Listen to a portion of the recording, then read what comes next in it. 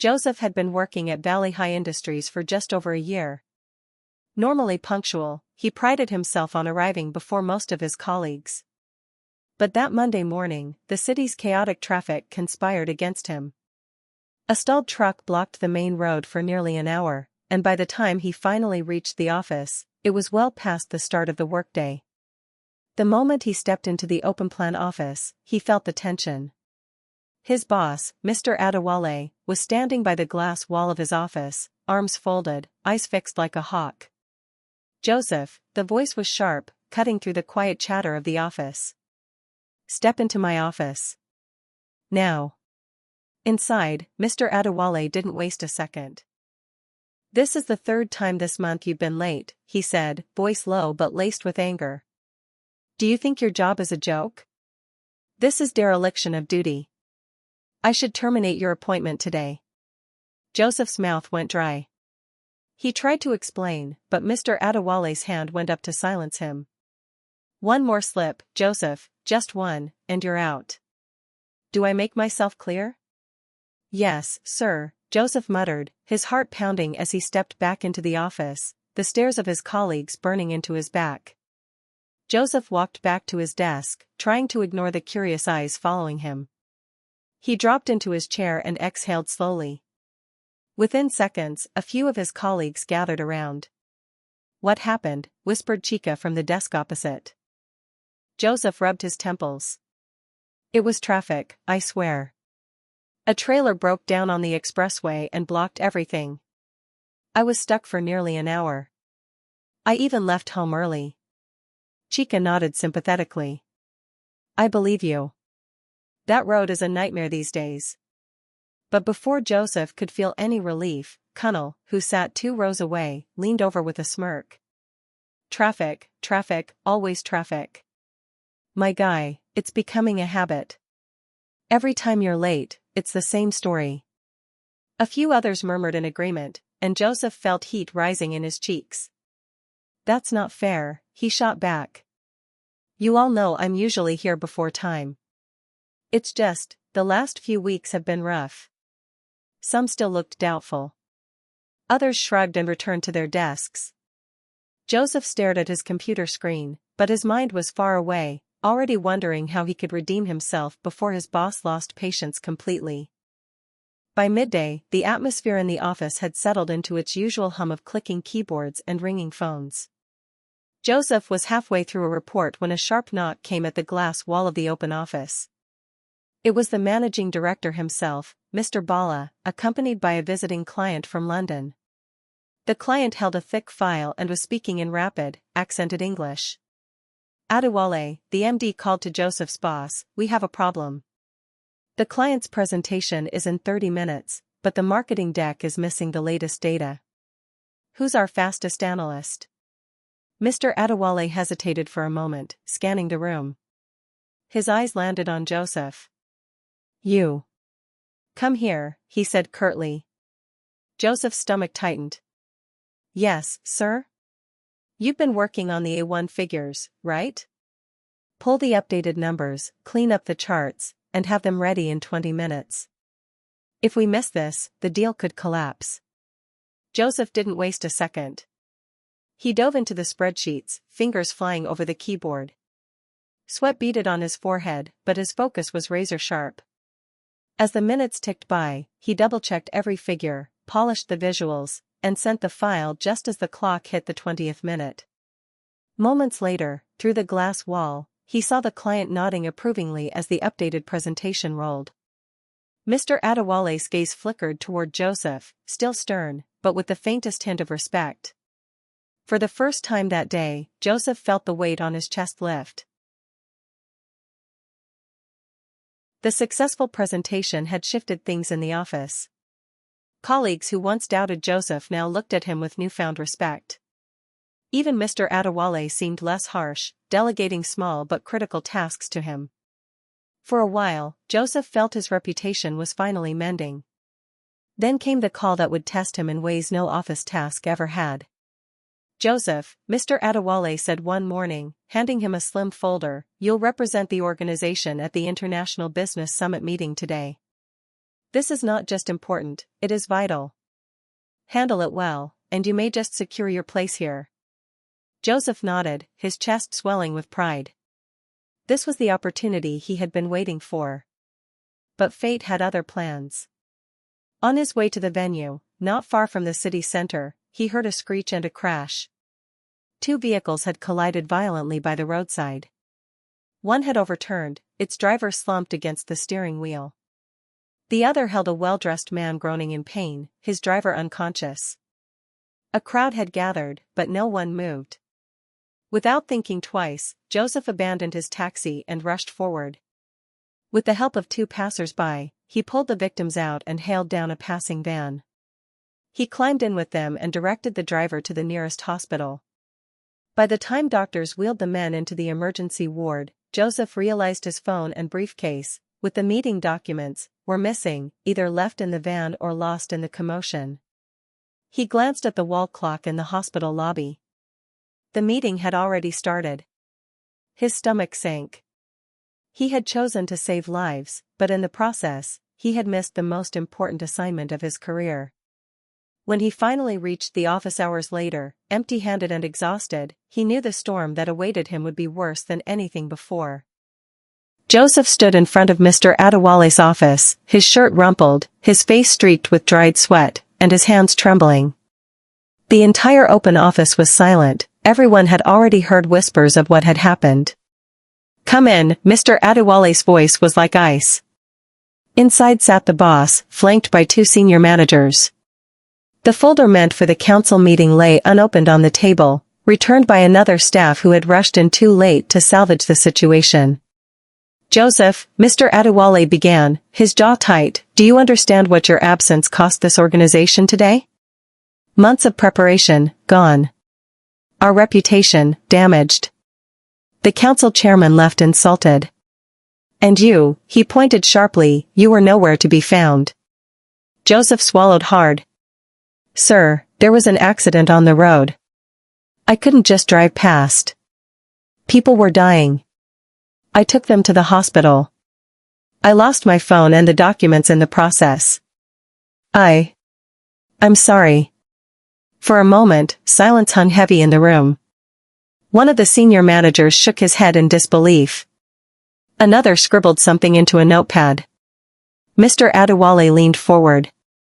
"This organization is not a charity, Joseph. We are judged by results, not excuses. Your duty was here, not on the roadside." He signed a paper briskly, slid it across the table, and looked Joseph squarely in the eye. "Effective immediately, your appointment with this organization is terminated." The words struck like a hammer. Joseph felt the ground shift beneath him. He wanted to argue, to plead, but his voice refused him. Slowly, he picked up the letter, bowed his head, and walked out. As he stepped into the glaring afternoon sun, his colleagues watched silently, some with pity, others with resignation. He had lost his job, but deep down, a quiet certainty settled in his heart. While his career had ended that day, the lives he saved would carry forward. And sometimes, he thought, integrity costs more than a paycheck. Back at home, Joseph's troubles multiplied. Barely a week after losing his job, his landlord came knocking with a stern face and folded arms. "Joseph," he said flatly, "you have 2 weeks. Pay the rent or move out. No excuses." The notice was like salt on an open wound. With no income, no savings left, and nowhere to turn, Joseph felt the walls of life closing in. In desperation, he began attending church services regularly. He prayed with dedication, lifting his hands as the choir sang, pleading for a breakthrough, for something, anything, to change his situation. For a while, the sermons gave him comfort, and he tried to believe that hope was on the horizon. But as days turned into weeks, things only worsened. Prospective employers rejected him, debts piled higher, and hunger gnawed at him. Slowly, frustration hardened into bitterness. At night, instead of kneeling to pray, he turned to a bottle of cheap gin, numbing his pain in shallow gulps. One evening, as he sat in a dimly lit bar, his old friend Jide leaned across the table, lowering his voice. Joseph, this church thing, maybe it's not working fast enough for you. I know someone who can help. A priest in the forest. He has powers. Real powers. Joseph frowned, the alcohol dulling his judgment. Powers? What kind of powers? The kind that change a man's destiny, Jide whispered, eyes gleaming. The kind that can give you money, influence, protection. People go to him when everything else fails. Joseph hesitated, torn between the warnings of his faith and the desperation clawing at his chest. That night, sleep eluded him. His landlord's threats echoed in his mind, his boss's voice haunted him, and the gnawing emptiness of his life pressed heavier than ever. By dawn, he had made a choice. A week later, Joseph followed Jide into the thick forest, the air heavy with the scent of damp earth and burning incense. Ahead, in a clearing, stood a shrine adorned with strange carvings and flickering lamps. A tall, wiry man draped in red cloth emerged, his eyes sharp as blades. "Welcome," the voodoo priest intoned. "I have been expecting you." The forest clearing was eerily quiet, the only sound the crackle of firewood beneath a blackened clay pot. The priest's eyes seemed to pierce through Joseph as though he already knew every failure, every hidden fear. "You came here because your life is in ruins," the priest said, his voice low but commanding. "You lost your work, your respect, your home, even your faith is slipping. Am I wrong?" Joseph's throat tightened. He said nothing, but the silence was answer enough. The priest circled him slowly. "You prayed, and the heavens ignored you. But the spirits of the earth, they listen. They reward those who come to them in truth and desperation." Jide nudged him. "Tell him what you want, my brother." Joseph clenched his fists. "I want my life back. I want money, power, respect. I want people to look at me and not pity me." The priest gave a thin smile. "All these you can have. But nothing in this world is free. The spirits demand a price." From a small calabash, he poured out red palm oil onto the soil, then placed a black feather on top. "Bring a sacrifice, something precious, something living. And once you give, you cannot take back. The spirits will open doors for you, but they will also own a part of you." Joseph shivered, a cold wind brushing his skin. He remembered the hymns he used to sing in church, the warnings against other gods. But then he thought of his landlord's notice, his empty kitchen, and the shame on his neighbors' faces when they whispered about him. The priest's voice pressed deeper. "Decide quickly. The spirits do not wait forever." Joseph looked at Jide, whose eyes burned with restless belief, then back at the feather on the ground. His heart pounded like a drum in the dark forest night. And at that moment, Joseph stood at a crossroads, between the path of faith he once knew, and the dangerous bargain that could change everything.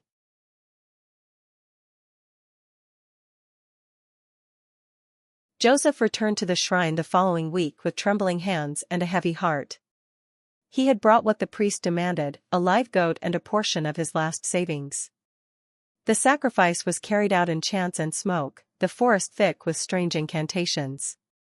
The priest smeared chalk across Joseph's forehead and spoke with solemn authority. "It is done. From now, your path will be opened. Doors will not remain shut to you." Joseph left the forest that night with a flicker of hope. For the first time in months, he allowed himself to dream again, of a good job, a steady income, and a life free from shame. But as the weeks rolled by, his hope crumbled. At the first job interview, the panel smiled politely but chose another candidate. At the second, he never received a call back. At the third, he was bluntly told he wasn't a good fit. Every rejection letter felt like a dagger. His rent expired, and his landlord gave him a final warning. Hunger became his companion. In his frustration, Joseph returned to the shrine. "You promised me change," he shouted at the priest. "You said the spirits would open doors." The priest only laughed, a hollow sound that echoed in the clearing. "Foolish man. The spirits owe you nothing. You gave your sacrifice, and they took it. That is all. Did you think fortune falls overnight? patience, or more offerings. That is the way. Joseph left, his chest heavy with rage and despair. He had traded his last faith for empty promises, and now, he was worse than before, lost between God he had abandoned and spirits that had deceived him. Each night, as he stared at the cracked ceiling of his room, a single thought haunted him. Maybe I have doomed myself. Life became a downward spiral for Joseph. His small room grew emptier by the day, one by one, he sold his belongings just to buy food. His clothes hung loosely on his frame, his once bright eyes now dull with fatigue. Alcohol became his nightly escape. With every gulp, he drowned the echo of failure, but when the bottles emptied, his problems always returned, heavier than before. Friends who once laughed with him drifted away. Even Jide, who had led him to the priest, stopped answering his calls. The landlord finally lost patience. One evening, as Joseph stumbled home, he found his few possessions dumped outside in the dust. His rent overdue, his room was padlocked. Neighbors whispered as he sat helplessly by the roadside, clutching the remnants of his life in a torn bag. That night, with nowhere else to go, he slept on a wooden bench outside a shuttered shop. Days later, hunger gnawed so fiercely at his belly that pride could no longer hold him up. As he walked through the city streets in tattered clothes, he saw a signboard outside a commercial building. Vacancy, cleaner needed. Apply within. At first, he laughed bitterly. He, a university graduate, once trusted with corporate presentations and high-level meetings, now reduced to wiping floors? The thought cut deep. But his stomach growled louder than his pride. Slowly, he walked inside. The manager, a stout woman with kind but weary eyes, looked him over. Have you done cleaning work before? Joseph swallowed. No, Ma. But I can learn. I just need the job. She studied him for a moment, then nodded. Report here tomorrow morning at 7 a.m. Uniform will be provided. Salary is small, but it's honest. For the first time in months, Joseph felt a faint glimmer of stability. It wasn't the job he dreamed of, but it was survival. That night, as he lay on the bench, he whispered a shaky prayer. Lord, maybe this is where I start again. The next morning, Joseph arrived before sunrise, his heart pounding as he put on the faded blue cleaner's uniform. With a mop in one hand and a bucket in the other, he began his work. The tiled floors glistened under his careful strokes, and though sweat trickled down his back, he worked with a quiet determination. Some of the office staff sneered as they passed. Isn't that the guy who used to work in one of the big companies? One whispered. Another laughed, see how life can humble a man. Joseph heard every word, but instead of anger, he bowed his head and kept scrubbing. He knew what hunger felt like, what sleeping on a bench felt like, and what losing dignity felt like. Compared to that, this mop was mercy. Days turned into weeks. Joseph never came late, never complained, never shirked. The manager soon noticed his diligence. One evening, she called him aside. Joseph, she said, I don't know your full story, but you are not like the others who come here. You work with care. Keep it up, and you'll go far. Unknown to Joseph, the company's chief executives had also been observing him. Each morning, as he arrived early, he noticed the young cleaner already at work, polishing the marble entrance with almost reverent dedication. There was something unusual about the way Joseph carried himself, not like a defeated man, but like someone quietly rebuilding himself piece by piece. One afternoon, as Joseph cleaned the conference room, the chief executive walked in. Young man, he said, adjusting his glasses, I have listened to your discussion with some of your colleagues at work. You sound too educated to be doing this. What's your story? Joseph hesitated, then told him about the lost job, the accident, the downfall, and finally his choice to work as a cleaner just to survive. The executive listened intently, his eyes narrowing in thought. Then he smiled faintly. Sometimes, life brings us low to prepare us for greater heights. Come and see me in my office tomorrow. I may have something better for you. That night, for the first time in many months, Joseph didn't drink, didn't cry, and didn't curse fate. Instead, he knelt by the bench he slept on and whispered, "Thank you, Lord. Maybe my story is not over yet." That evening the chief executive sat in his office reviewing files. Joseph's humble story lingered in his mind, stirring something he couldn't quite place. Out of instinct, he pulled out his phone and dialed the number Joseph had scribbled on a scrap of paper earlier that day. The line rang once, twice, and then a name flashed across his screen. Angel. The chief executive froze, staring at the glowing letters. His heart skipped. That name had been saved in his contacts over a year ago, after a near-fatal accident on the expressway. He remembered it vividly, the twisted metal, the bleeding, the blinding pain before he lost consciousness. When he woke in the hospital, the doctors told him a young man had pulled him and his driver from the wreckage and brought him to the hospital. The doctors had given him the rescuer's number, scribbled hastily on a piece of paper. He had saved it in his phone as Angel, because that was what the stranger felt like that day. The chief executive had made several attempts to call the number, but all attempts had been unsuccessful. After several attempts, he gave up, assuming the man wanted to remain anonymous. Now, here he was, holding the same number again, and it belonged to Joseph, the cleaner who had humbled himself to scrub floors. The executive leaned back in his chair, excitement and confusion flooding him at once. Could it be? This man who saved my life is the same man fate has brought to me again? He dialed again, and this time Joseph picked up, his voice cautious. "Hello? Is this Joseph?" the chief executive asked, his voice thick with emotion. "Yes, sir." There was a pause. Then the executive said quietly, "I think you are the man who saved my life." Joseph's heart stopped. For a moment, silence filled the line. Joseph held the phone tightly, unsure if he had heard correctly. "Sir, what do you mean?" he asked cautiously. The chief executive's voice was steady, but heavy with emotion. "Months ago, I was in a terrible accident on the expressway. My car was wrecked. My driver was bleeding, and I was unconscious. The doctors told me that a stranger brought us to the hospital. They gave me his number. I tried calling for days, but it never connected. I saved the number as Angel because that's what he was to me. Tonight, when I called you, that same name appeared on my phone." Joseph's mind raced. Memories of that fateful day came flooding back, the mangled cars, the desperate rush to the hospital, and the documents he lost that cost him his job. His heart thumped as he whispered, "That was me." On the other end, the executive let out a long, shaky breath. "Then it is true. Fate has brought us back together. You didn't just save my life that day, you saved my driver's too. And I never got the chance to thank you." Joseph stood frozen in the dimly lit corridor of the building, tears stinging his eyes.